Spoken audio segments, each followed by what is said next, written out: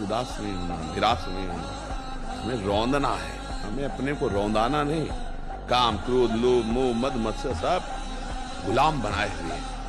हे नाम जप कर सिंहवत दहाड़, कोई परास्त न कर पाए, ऐसा मानो दे है। पर अब समझ नहीं पा रहे, इतनी बात मान लो। कोई नशा मत करो, कोई गंदा आचरण मत करो, नाम जप करो, तो पीछे जो हमसे गलतियां हुई भगवान उसको क्षमा कर देंगे, आगे हमारा जीवन मंगल में। माता कैकेयी जितना राम जी को प्यार करती थी, शायद है उतना कोई अवध में प्यार करता हो।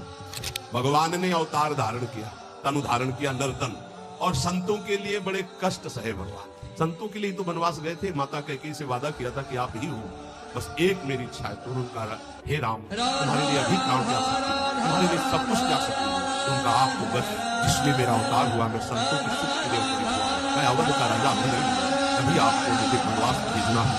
और ये सामर्थ्य मैं किसी में नहीं देख रहा हूँ पूरे अवध में, जो सामर्थ्य मैं आप में देख रहा हूँ, जो मुझे सबसे ज्यादा प्यार करती है वो आप माँ कैकेयी।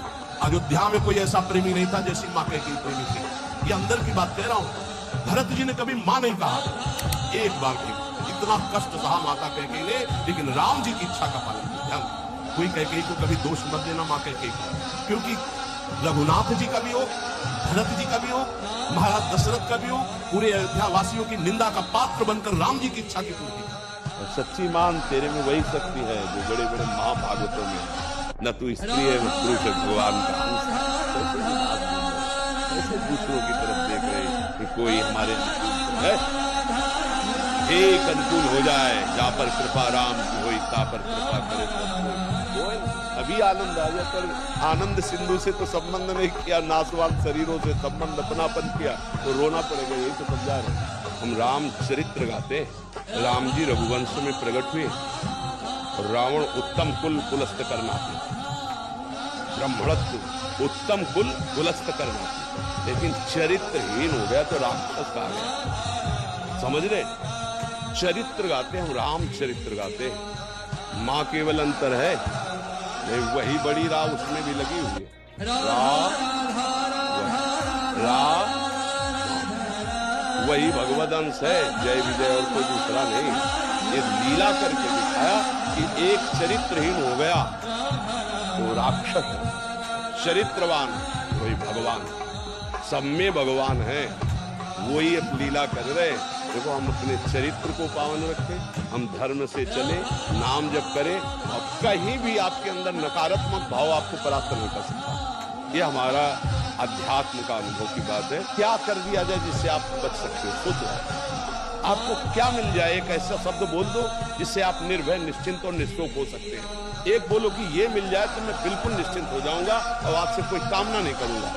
बोलो कोई एक बात नहीं बोल सकते, क्योंकि एक के साथ हजारों बातें लगी। एक केवल वो है कि परमात्मा मिल जाए तो सब, जिसके पाने के बाद कुछ पाना बाकी नहीं रहता, जिसके जानने के बाद कुछ जानना बाकी नहीं रहता, और जिसको अनुभव करने के बाद कोई भय नहीं रहता। अब आप बताइए कि जीवनी शक्ति वीर है, जो एक मन अन्न खाने के बाद एक बार बच्चा पैदा करने की सामर्थ्य वाला वीर अंदर आता है। और हमारे कहीं वीर की थैली नहीं है, कहीं भी नहीं है। जैसे पित्त की थैली होती है, ऐसे वीर की थैली थोड़ी है। एक मनोवाह नाड़ी है, वो रक्त की मथानी है। जिस समय हम काम, वेदना और चेतना से युक्त होते, वो मंथन करके पूरे शरीर से, जब वीर शक्ति शरीर से निकलेगी तो पूरी नस नाड़ियों में तनाव होगा, और वो शक्ति बाहर वो खोखला कर देती है। ये हस्तनैतुन खोखला कर देता है, हड्डी तक की शक्ति निकाल देता है। बहुत कमर दर्द होना, माथा दर्द होना, ज्यादा विचार करने की सामर्थ्य न रह जाना, स्मृति न रह जाना, आज पशुता बढ़ रही है। वो अगर कहीं डॉक्टर वाली बातें जैसे ना कि ऐसा करने से स्वास्थ्य ठीक रहता है, जो हस्तक्रिया आदि है ना, तो इन बच्चों को और बढ़ावा मिल जाता है। सबकी हम सही बात मानते हैं, लेकिन खुद के अनुभव की बात बताएं। यहाँ हमारे पास दसियों बच्चे ऐसे आ चुके जो हस्त मैथुन का शिकार होकर मृत्यु का वर्ण करने के लिए तैयार। मर चाहे जाऊं, भगवत प्राप्ति के पहले न कंचन, न कामिनी, न कीर्ति, न दुनिया का कोई भी प्रलोभन मुझे रोक नहीं सकता। मैं प्राण त्याग सकता हूँ, लेकिन धर्म विरुद्ध आचरण नहीं। निकल जाए। और जहाँ ये है कि भगवान तो मिल ही जाएंगे, इसे भोग लेते हैं, इसे देख लेते हैं, इसे सूंघ लेते हैं, इसे चख लेते हैं, आके आराम करो। अरे कितना प्रपंच आप देख लो, 1 मिनट भगवान के सुमिरन का अवसर माया नहीं, आप देख लो। माला लेके बैठे देखो गणित और लग रही माला चल रहा है इधर, गणित और लग रही। बड़ा विचित्र खेल है। तो ये मार्ग थोड़ी होगा चलने का।